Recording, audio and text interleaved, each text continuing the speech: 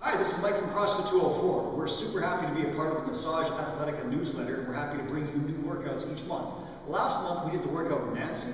This month, with the weather turning cold, we're going to not run outside. We're going to try and use the indoor rower, which is a great way to get some cardio even though you can't go outside. If you're tough enough to run outside, you can certainly do so. But we're going to show you an indoor workout using the Concept 2 rower. The workout today is Jackie.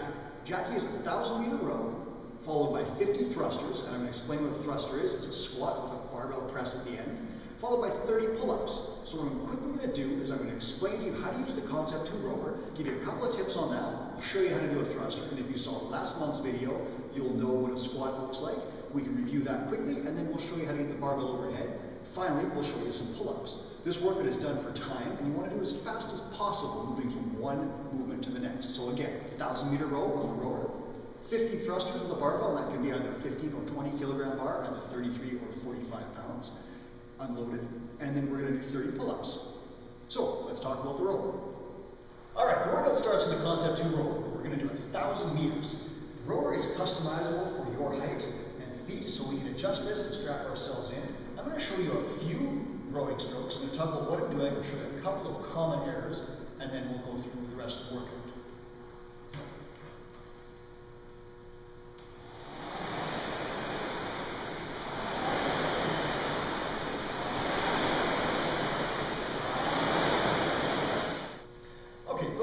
Strokes in the Concept 2 rower.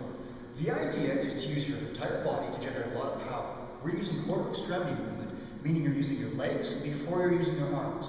What's very common on the rower is to make a mistake and do this early. And pull before your legs extend, your hips extend.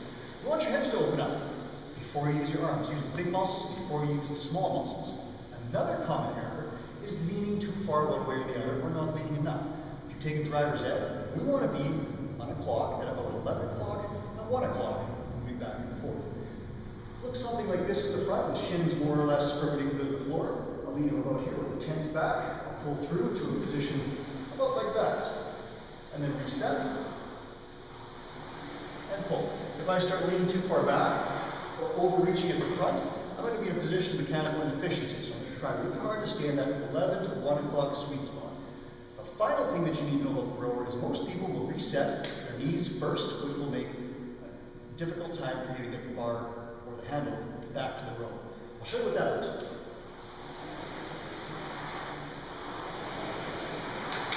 We want to try and avoid that. We want to get the knees up. The way you reset should be the same way, a reversal, of your pull. So if I do it very slowly, my pull opens the hips, arms finish, and from here I'm going to release the arms, lean the torso forward and bend the knees. At speed, it looks like this. That way, I don't have to go over my knees.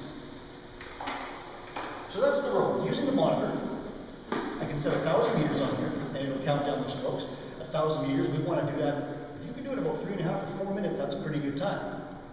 Following that, we can get off the rower, and we're going to do 50 barbell thrusters. Show you that.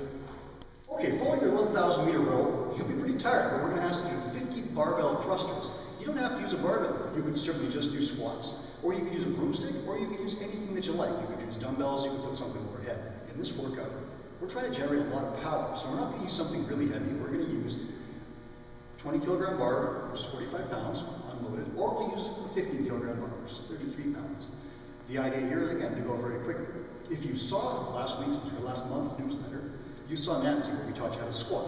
Again, a good squat looks like this, where I'm in a deep position with my hips below my knees, knees in line with my toes, weight back on my heels, and my chest up with my lumbar curve supported and everything tight. If you want to know more about the squat, please watch that Nancy video for a really good description of how to do that air squat. In this one, we're just going to add a barbell to that movement. I'm going to stand up with some speed and then throw the barbell overhead with a press. I'll show you what that looks like. We'll explain a couple of points and we'll move on to pull-ups.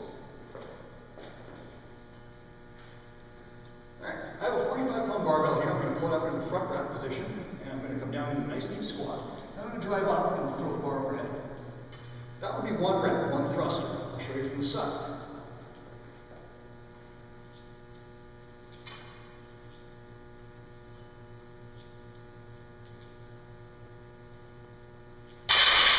Alright, so what you'll notice there is that I'm getting into that deep squat, keeping my chest up, supporting the barbell. keeping my back nice and tight, not losing my lumbar curve, I'm not bending over.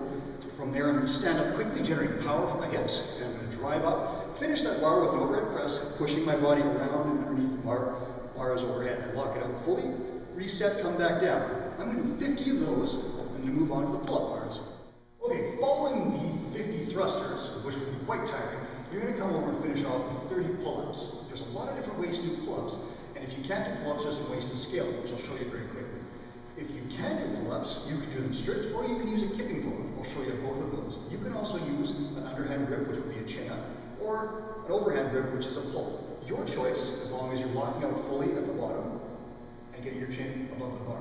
I'll show you 2 strict pull-ups, 2 kipping pull-ups, and then we'll talk about a couple of modifications if you're still working out the strength.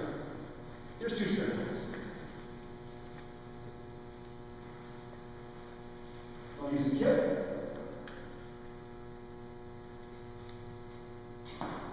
The kipping pull-up generates a lot more power and speed. It'll often be called a cheating pull-up.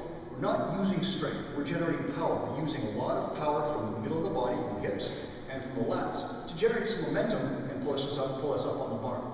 Again, I'm not using all my strength there, I'm using a lot of power. So if someone says you're cheating, you're only cheating if you're going for strength. We're going for power and speed, which is why it's a kipping pull-up that we can use in this one. If you don't have the strength for a pull-up, I'm going to show you a couple modifications. Okay, for pull-ups, if you don't have the strength for a strict one, we probably don't want you kipping. We want you to build up the strength for 5 strict pull-ups before we teach you how to kip, because there's a lot of forces on the shoulder. We don't want to yank your shoulders when you don't have the strength to support. So, if you can't kip, and you can't do strict pull-ups, we have some ways to build up the strength to get that strict pull-up. I'll show you a couple.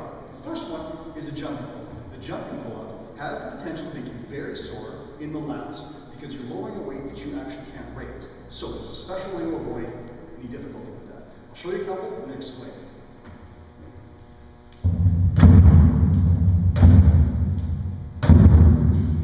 What I'm doing there is I'm trying to use my legs to give myself some assistance and then pull myself over the bar. What I'm not going to do is resist on the way down and lower myself very slowly. Doing so is an eccentric contraction that can cause a lot of pain in the lats and even injury, so we're not going to do that. Again, jumping pull-ups, you shouldn't do a lot of them to start because you can injure yourself. So the better idea is to get some sort of a band like this attached to the bar, and I'll show you a modification with this. What I can do is take my knee or my foot, put it in the band, like so, and then lower and pull up.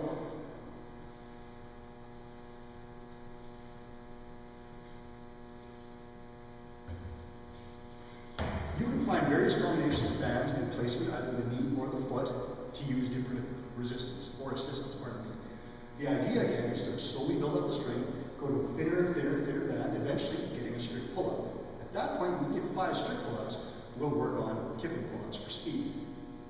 Finally, if neither a pull-up bar, nor bands, nor a box are available to you, you can just set up a bar in a rack like so, and do a body roll. I'll show you what that looks like. Basically, a reverse bench press, I'll set up in here with either straight legs or bent legs, whichever resistance I would like. And then I'm going to pull myself up to the bar. To make it easier, I can bend my legs, pull to the bar, and up. If you do 30 of those, they're actually quite challenging. You can use a combination of different skills to eventually build up the strength for a strict pull-up. And when you can do that with confidence, then we work on kipping. So, that's the workout Jackie. Jackie again is a 1,000-meter row, 50 barbell thrusters, and 30 pull-ups. It's a great combination of a full body pull, a full body push, and then some more upper body pulling. And it's a really challenging workout. If you can do it in under about 10 minutes or so, that's a pretty good time. If you can start getting to the 7-minute range, then you're really working hard. I hope you've enjoyed this, and I hope you'll try the workout, and we'll see you next month from the Massage Athletic Newsletter. I'm Mike from CrossFit 204.